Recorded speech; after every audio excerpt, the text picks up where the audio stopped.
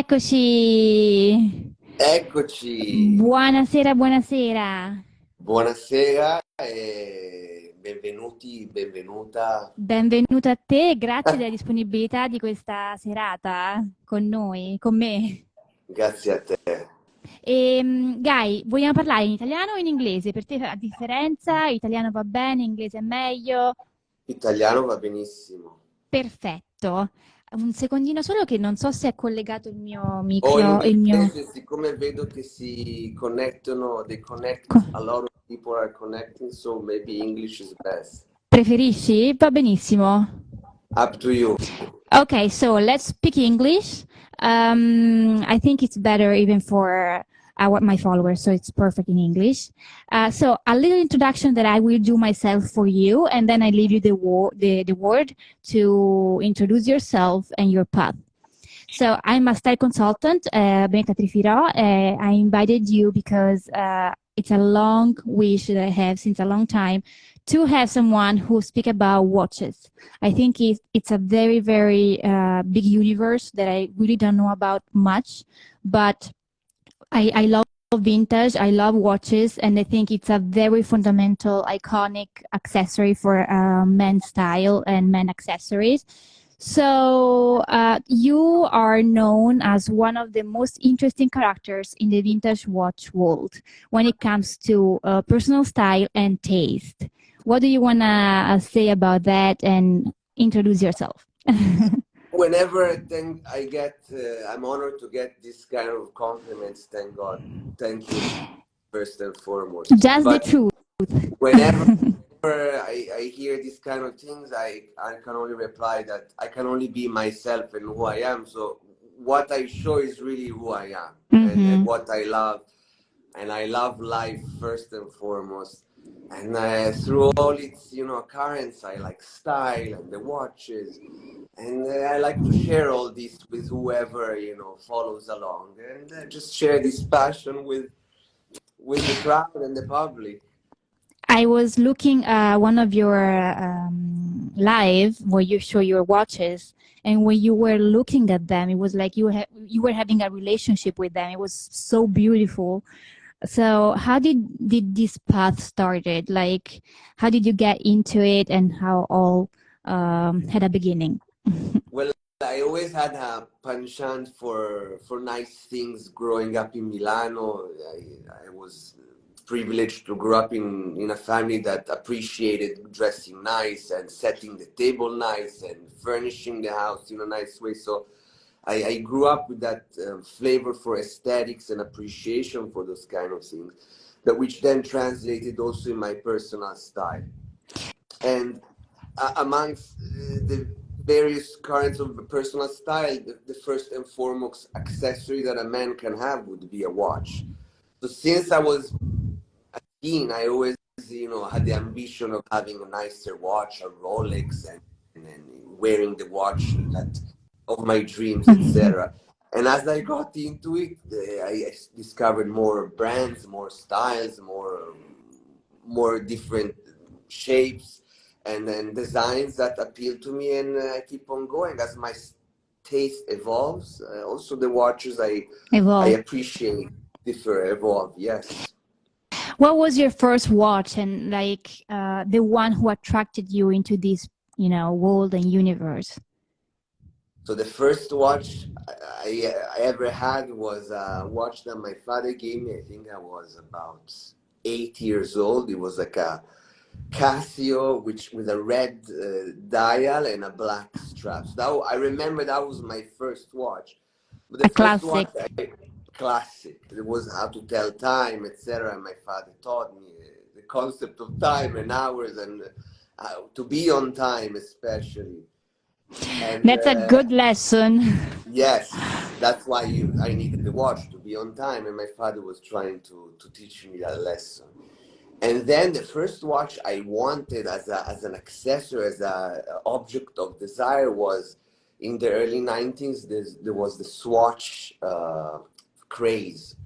And me as a 10 to 12-year-old kid, I was also caught by the bug. And I had a few Swatch Scubas and Chronos And so did many of my friends and adults, and it was like a passion that many people from small to big shared, the collecting for Swatch watches and colors and straps and all these things that make my business and my collecting interesting today. And after that, the first important watch I got was at 20 years old for my birthday. My father gifted me a Rolex Datejust, and that was my dream to have. Of course. He sacrificed a bit to get me that watch, and I still have it to this day. I was just telling a friend here that I gifted it to my wife when we had our first son. Yeah, lucky wife. Yes, and lucky man to be married to her. And on the paper, it also has the date of my birth, December 2nd, 2020. So really my 20-year-old gift.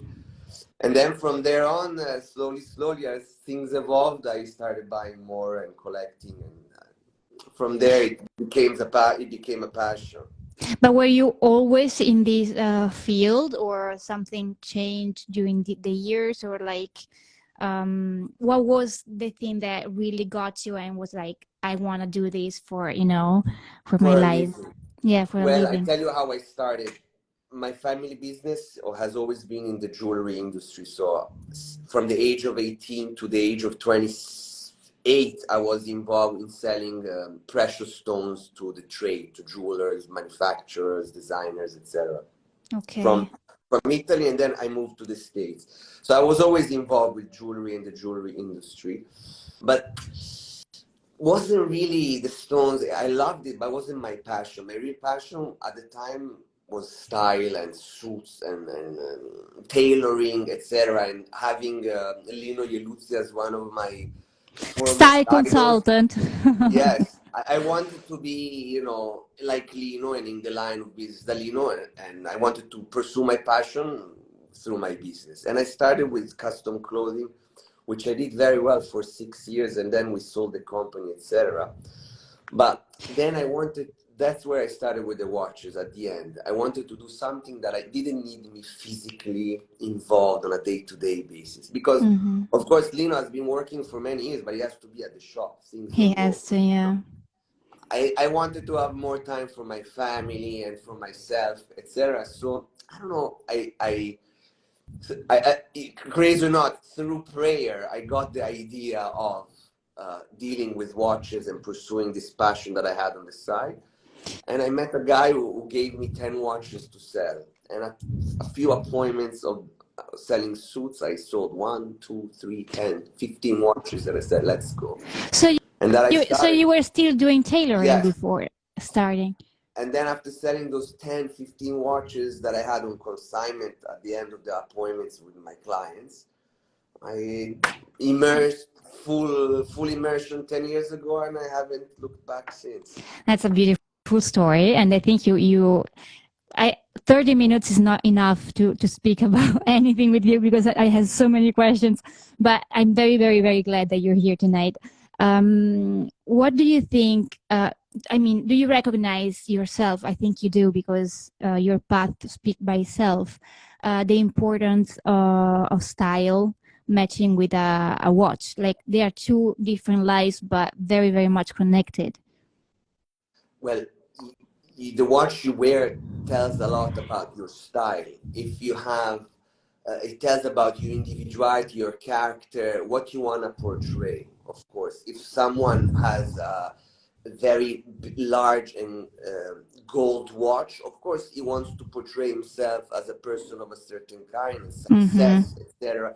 If someone has a more refined, understated, sophisticated watch, of course, he wants to portray that side of himself. So I think the watch for a man is the first extension after his clothing that portrays his individualistic style. What he wants to show the world.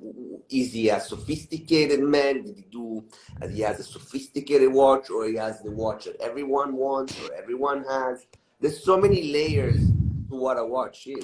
So on this note, which one is your favorite today? Today, my heart beats very, very fast for Piaget watches. Oh, really? which yes, which I found to be really reflecting my personality. First and foremost, because each one is unique, colorful, and approachable. They're not necessarily the most expensive watches, but they're very tasteful and exciting. Because most of them have a here today. I'm wearing one. Yeah, let's show us something. I love the green. Yes, you see, it's about color. Yeah, So it is a I'm classic wearing a one. gold watch, so I like something precious. I like something a little more opulent to look at, and I love color. I had to And say you get away well with wearing something so particular because vintage watches are very different from contemporary watches, right? yes, You have to have that sense of I think style because vintage watches are a lot of much about design and like are very particular in general about how you wear it and like with everything that you match with it.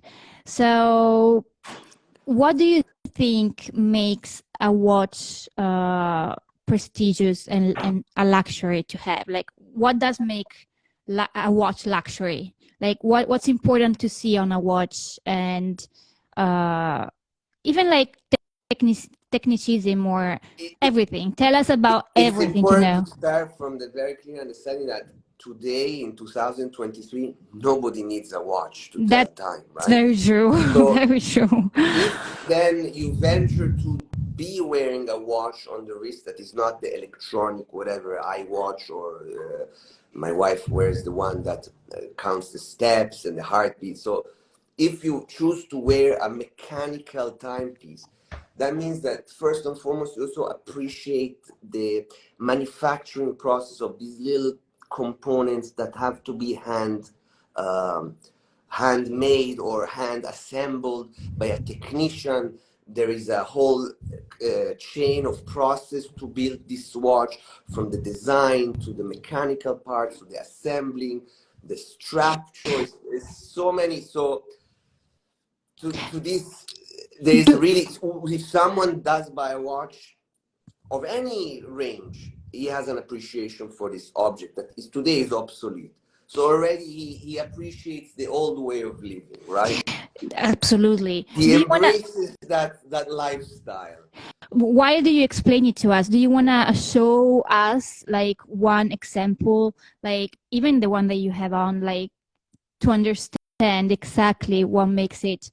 Even it doesn't matter, as you say, the price range, but as Let I'm me, not a professional is on this department, like I want to understand because I'm so attracted to it, so and let me show you, for example, super classic Patek Philippe from the 1980s, 70s. It's an iconic design. So, mm-hmm, of course, it could be just a watch, right? mm-hmm. But if you wanna Go layer it, deeper. yeah, it's a Patek Philippe watch. That means it's made in Switzerland by very high grade technicians and people who take their jobs this most seriously ever, Mm-hmm. that have been doing this for over 100 years, and don't make millions of pieces. This is just one of few thousands that was made in that particular year, let's say, and maybe one of few thousand that were made ever in this configuration ever. It's not Mm-hmm. something that everybody can just go and buy. It's not mass production. It's not mass production. All these watches that I deal in particularly are not mass production, and furthermore they're all vintage, so each one takes a life of its own, because maybe someone kept it in the drawer for 50 years, and today we pull it out and it's brand new. Maybe someone loved it to death and wore it every day, and it's coming, with all its scars and lines of the past, and that's also okay. Each watch, vintage watch, Has a has a soul of it. story. Yeah, has a story. But what makes first also a watch important for you, independent from the price, is the emotional Attachment. part, the attachment to the watch. Because many watches tell a story. Many watches were gifted. Many watches were bought at a particular time of your life, at a particular milestone. See, I told you about my watch when I was 20 years old. Then my wife gave me a Rolex when we got engaged. So that's another watch. I bought a watch Even lucky you, when I you said right. completed a certain, ambition that I had. And so every milestone, a man or a woman can buy a watch to commemorate that. And it tells time, right? So every time you want to see what time is it, you remember those good or happy or emotional or sad, whatever it is. And so it's so much more than just a piece of something. Mm-hmm.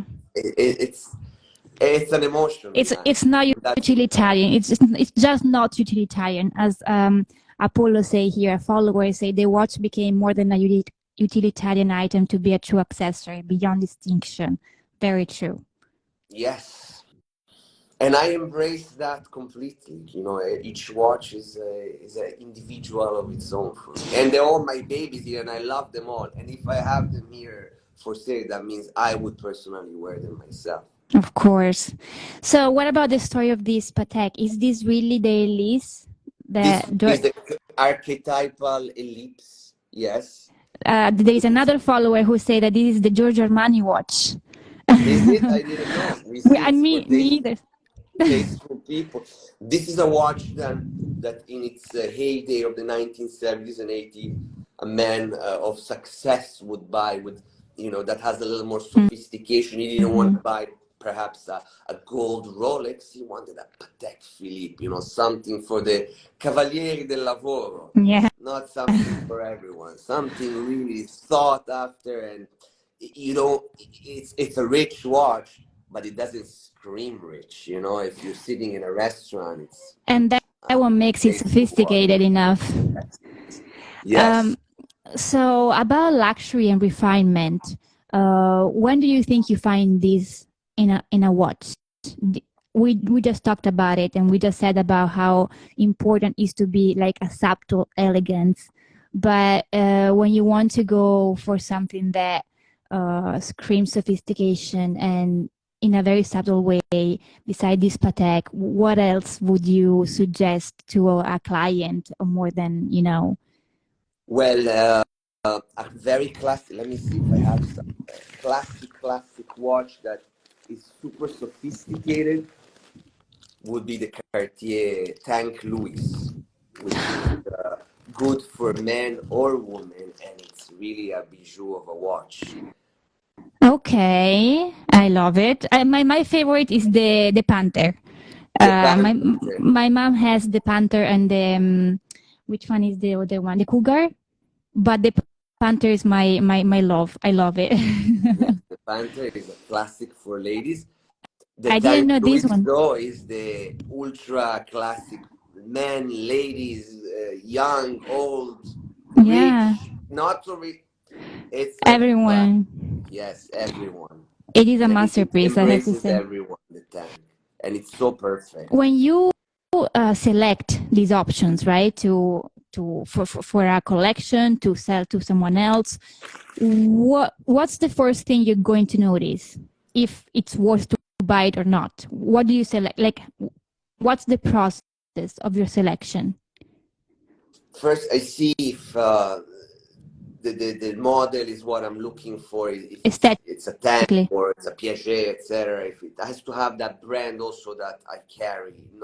Many watches are beautiful for many different brands, but I do have to stay focused on what I hold on in my stock and in collection. So I focus on particular brands such as Audemars Piguet, Patek Philippe, Vacheron, Constantin, Cartier, and Piaget, and then some others here and there, some other models that I love from other brands. But those are the strongholds. Okay. So we start from there.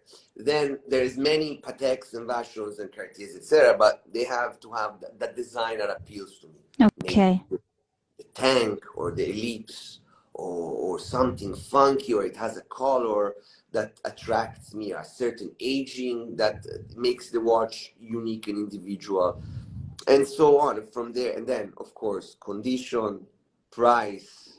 Okay. Those are the.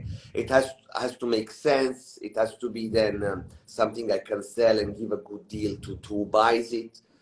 And I have to take all these things in consideration. Yes, but sometimes there are watches that you see and if you're a smart collector or dealer, you know you won't see again. And Okay. sometimes it doesn't matter what the price is. It matters just take it home.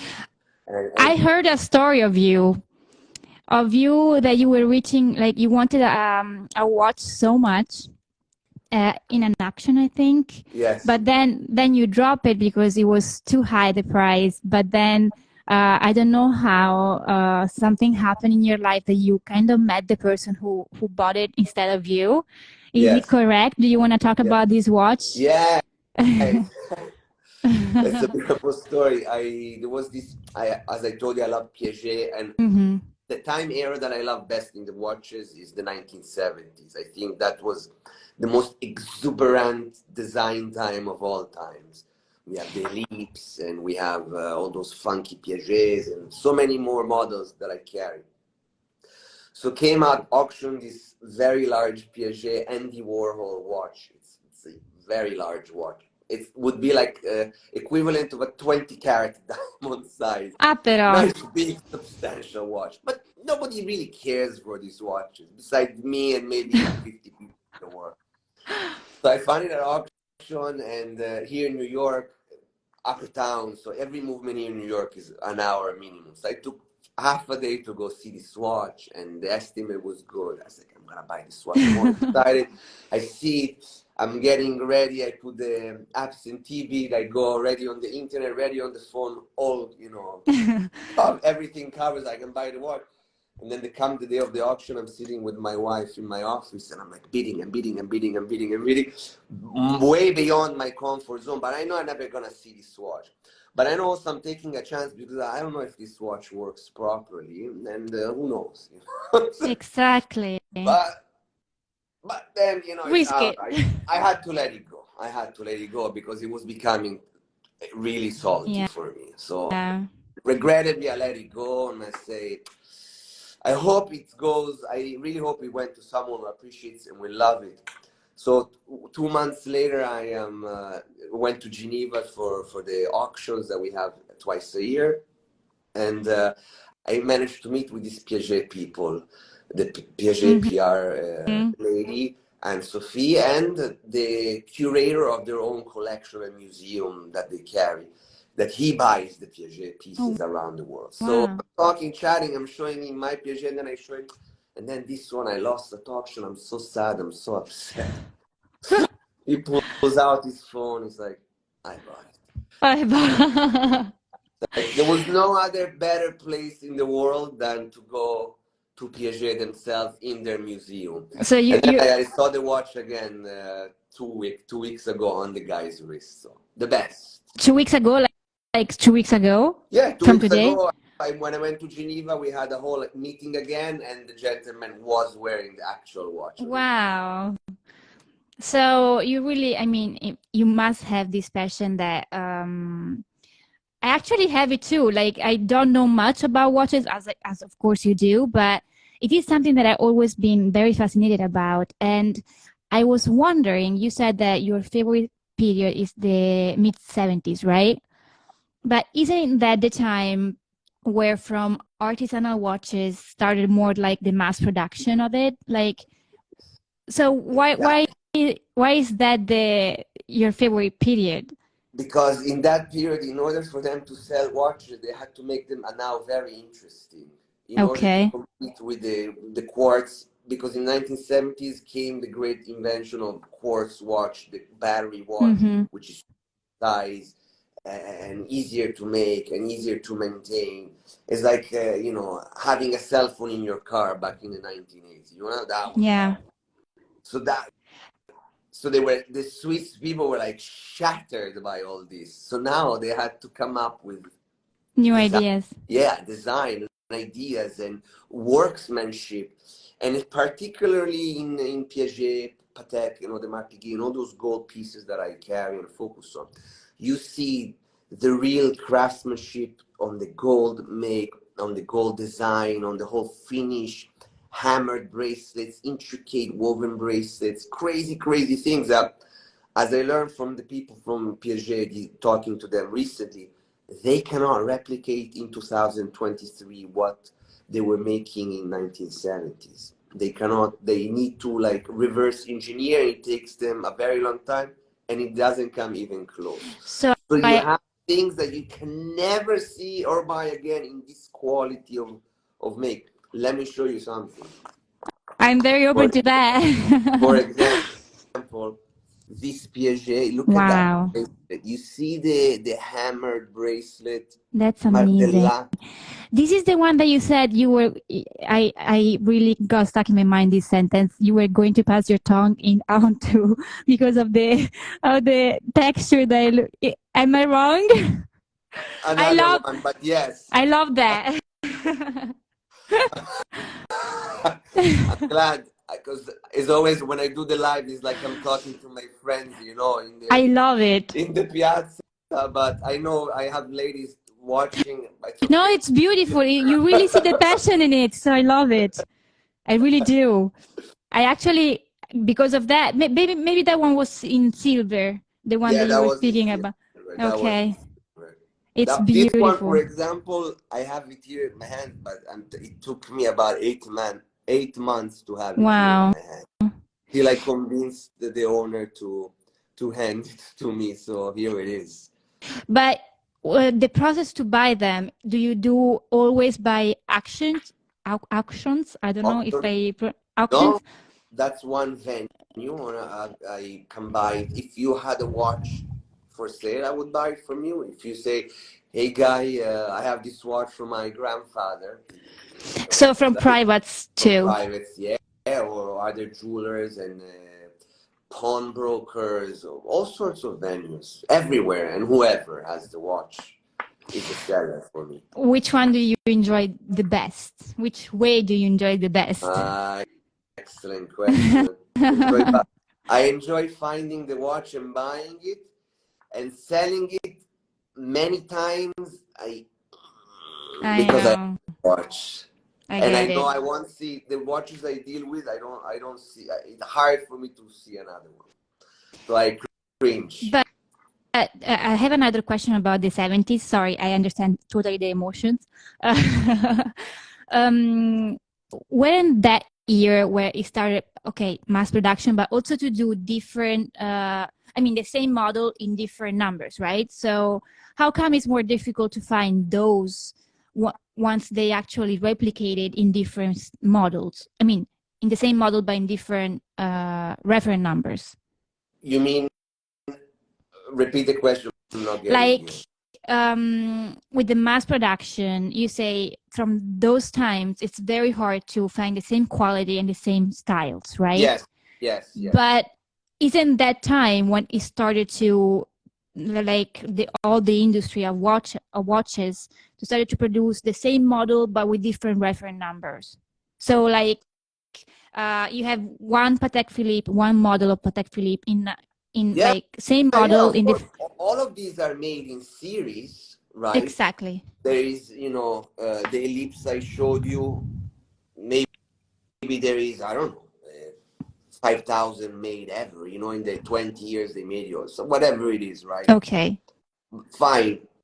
And there was let's say 20,000. Okay. But today, how many present like this, right? Because so how many even exist around, or how many are for sale? Okay. Or how many are destroyed or melted? And most of the watches, 99% of the watches I have are gold, and from the 70s, 80s, etc. A lot of these same reference were melted for the gold price as gold reason, and nobody had really interest in these watches. They rather sold them for the gold price. Okay. So how many are left of those 20,000, and how many are left in nice condition? That's true. So it like becomes smaller and smaller. Yeah. Of course. Rolex, vintage Rolex is one of the foremost collectibles in watches. And they were, each model is made not thousands like these watches, millions. Yeah. But out of these millions, how many can look brand new from 40 years? Like many were left in a safe, and today they come out and they're like brand new. That is a vintage watch. Yeah. That is the best of the best in vintage watch. So yeah, you can have the GMT that costs $5,000, and you can have the GMT that costs $100,000 because it's ultra special and age. They became all brown. I don't know. All these little nuances that make a watch unique. Guy, sorry? Like a gem. Like a gem. I love that you have every day to deal with gems. I mean, those watches, you treat them like what, like, you know, so I love it. Unfortunately, I told you 30 minutes were too little. I hope you're gonna have some time for me in the future, because I really have so many questions. I really hope also that we can collaborate together maybe sometime if I have clients who are interested in a specific model, or who knows. But mostly, I really hope to hear you again and to have you here again, because 30 minutes, it's nothing. And it's as we are speaking, it's a universe, and you know so much, and it's very fascinating, as you say, even because of the stories that is in the back of each of them. So maybe one day we can do something more specific on a selection that you do for us. Oh, glad. Or maybe we can do a live with Lino as well, and we can speak about vintage watches and contemporary. I have to owe him also to him that I liked watches, but I've noticed in the past with him, he was the first one also to show within his style the watch as an important accessory. And I had noticed 20 years ago that he always had these specific, nice looking different watches, which put me also into motion towards that. So I owe him a debt of gratitude for the style and, of course, the inspiration. He's a great lover on watches. I know that you know that he had a great selection, and maybe we really can do this live and, you know, compare whatever is vintage and whatever is contemporary, because I'm pretty sure that he has a great contemporary selection. Yes. So if you allow me to, I'm gonna bother you again. Anytime. And maybe with the new year, we're gonna organize another one. Thank you. Thank you so much. Thank you so much. For your time, and you're really gracious. I wish you great luck, and Same. may you have fun. Blessed everything you do. You're blessed. To you and your family as well. Ciao. Thank you, Guy. Bye-bye. Have a great night. Bye.